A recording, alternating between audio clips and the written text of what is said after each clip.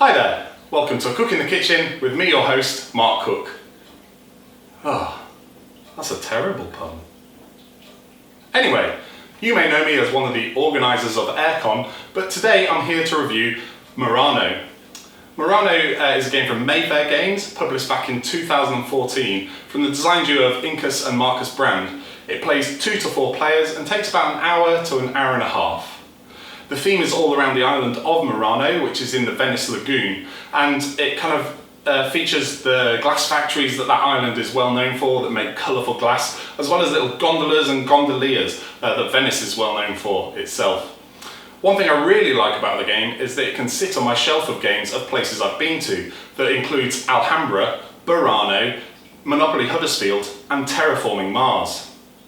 Now first off, just to say that the rulebook is really clear and well laid out. It has kind of colour-coded sections and explains all of the different actions you can do in the game really well. It also has handy tips and important rules kind of popped out of the text in white boxes so you really don't miss them. It also further explains all of the cards that are used in the game. The cards are fairly obvious in themselves, but what I really like is it does take 2 or 3 pages at the back just to go into detail so you're not confused about what they might do. The first time I played this, there was 4 of us playing, and it took maybe 15 to 20 minutes to get going straight out of the box, like I said, with none of us having ever played before, which I think is really good for a game of this depth. The components are also really lovely. You've got these nice little gondolier meeples, wooden cubes and things like that. There's the cardboard chits, which are good thick cardboard. You also have these really nice glass beads that come in different colours that you're going to use in the game, as well as these little wooden gondolas that you're going to be moving around the board, which is really nice. And the board itself is actually double-sided, so for a 4-player game you use one side, and a 2 to 3-player game you use the other side. So things are always kind of well balanced and nice and tight as you go through the game. What I like about the game is actually this main kind of action selection mechanism that is going around the outside of the board. It's kind of like a large rondelle, and you're going to be moving these little gondolas around to do the actions that you want to do in the game.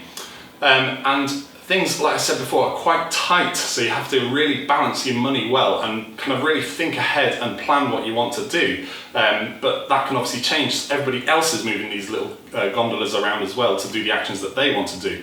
So you have to choose, do you want to spend some of that money that is so precious to kind of move the gondolas around so you can really get to the action that you want to do? Or is it worth taking a subpar action at this time that's not going to be optimal for your strategy, just so you can save some of that money up and do it at a time that is better for you? Also, what I really like is that the game is quite open. There's not just one route to victory. You can choose different things. You can do a little bit of everything in terms of production or building shops, or you can really just try and hammer that one route and hope you get fortunate with the cards that you draw. It might be that you just really want to build loads of glass factories and try and get loads of money that way. And I also think it's got a healthy level of competition. It's not directly kind of take that or anything like that, but you can block spaces and kind of see what other people are going to do and try and block the actions as well because of the way the rondelle works. So it's really good, but it's not so mean that you can't kind of mitigate it, and you can plan ahead and you can kind of find ways to get around when other people might try to be blocking you. It also has a good level of luck, I find. Some people might not like that, but you are kind of drawing randomly from these tiles, you've got the random cards, so some people might not like that, but as I said before, you can mitigate that, and there are ways to get around that for most of the game, especially if you're willing to spend a bit more money. The other thing that might put people off slightly is the brown board. It is very brown, as you might be able to see here at the start of the game, but you are going to fill it up with these lovely tiles that are in all different colours by the end of the game. So for me, it's just something you kind of have to get over for the first time. When you lay it out on the table, it's just this big brown blob just here, but it does get really colourful as the game goes on, and everything else in the game is nice and colourful too.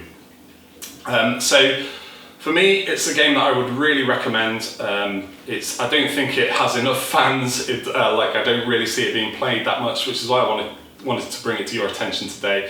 It's a game that I'd really recommend, and get out there and see if you can find a copy to play for yourself.